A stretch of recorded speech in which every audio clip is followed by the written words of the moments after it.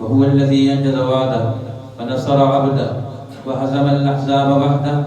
أما بعد فإن خير الحديث كتاب الله وخير الهدي هدي محمد صلى الله عليه وسلم وشر الأمور محدثاتها وكل محدثة بدعة وكل بدعة ضلالة وكل ضلالة في النار.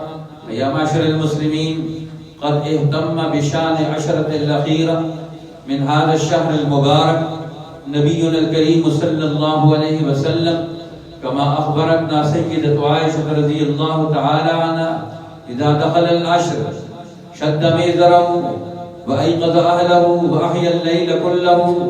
هذا من خصائص وأوصاف النبي الكريم صلى الله عليه وسلم وأعماله.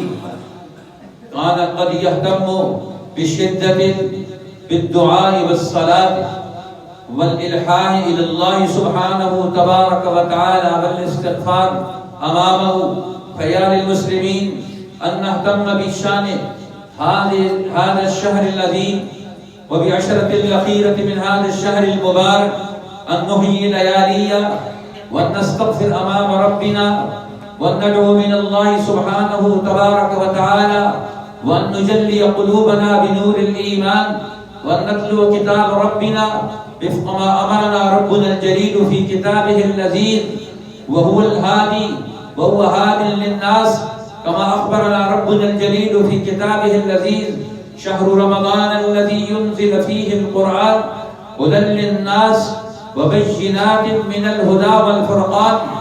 وقد جعل الله سبحانه تبارك وتعالى تعاليم هذا الكتاب المبين فارقا بين الحق والباطل، فارقا بين الذنوب والآثام وبين الأعمال الصالحة، وهو يرشدنا إلى أعمال ينجينا من عذاب الدنيا وعذاب الآخرة.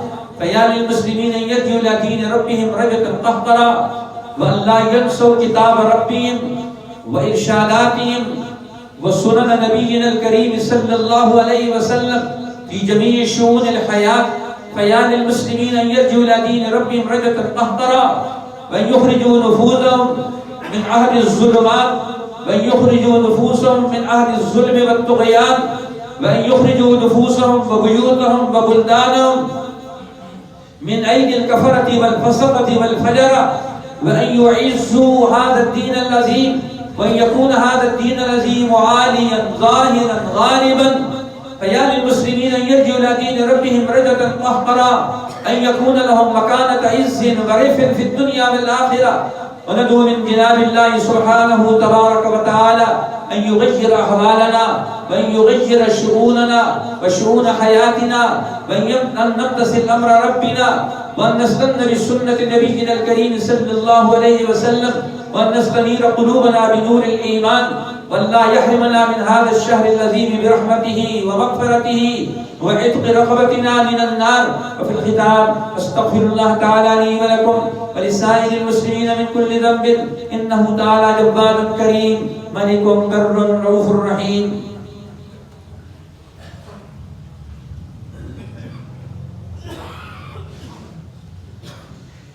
الحمد لله نحمده ونستعينه ونستغفره ونؤمن به ونتوكل عليه ونعوذ بالله من شرور أنفسنا ومن سيئات أعمالنا. من يهده الله فلا مضل له ومن يضلل فلا هادي له. ونشهد أن لا إله إلا الله وحده لا شريك له في الخلق والأمر. ونشهد أن سيدنا وسندنا وشفينا وطبيبنا وهادينا ومرشدنا ومولانا إمامنا إمام الأنبياء وخاتم النبيين وشفيع المذنبين ورحمة للعالمين محمد صلى الله عليه وسلم. إن الله وملائكته يصلون على النبي، يا أيها الذين آمنوا صلوا عليه وسلموا تسليما. اللهم صل على سيدنا محمد وعلى آل سيدنا محمد بعدد من قعد وقام، وصل على سيدنا محمد وعلى آل سيدنا محمد بعدد من صلى وصام، وصلى الله على جميع الأنبياء والمرسلين وسائر الصحابة والتابعين، وخصوصا على أفضل الخلفاء بالتحقيق سيدنا أبي بكر الصديق، وعلى ثاني الخلفاء الذي كان رأيه موافقا بالصدق والصواب سيدنا عمر بن الخطاب، وعلى ثالث الخلفاء ناشر القرآن وجامع القرآن سيدنا عثمان بن عفان، وعلى رابع الخلفاء أسد الله الغالب أمير المؤمنين علي بن أبي طالب رضوان الله عليهم أجمعين، وعلى سائر أزواج النبي الكريم صلى الله عليه وسلم وبناته الأربع وأصحابه من العشرة المبشرة والذين بايعوه تحت الشجرة والذين شهدوا المغازي والمعارك كلها. اللهم انصر من نصر دين محمد صلى الله عليه وسلم وجل منهم، واخذل من خذل وآرض دين محمد صلى الله عليه وسلم ولا تجلى منهم. عباد الله رحمكم الله، إن الله يأمر بالعدل والإحسان وإيتاء ذي القربى وينهى عن الفحشاء والمنكر والبغي يعظكم لعلكم تذكرون. اذكروا الله العظيم الجليل يذكركم وادعوه يستجب لكم واشكروه على نعمه يزدكم، ولذكر الله تعالى أعلى وأولى وعز وجل وأتم وأهم وأعظم وأكبر.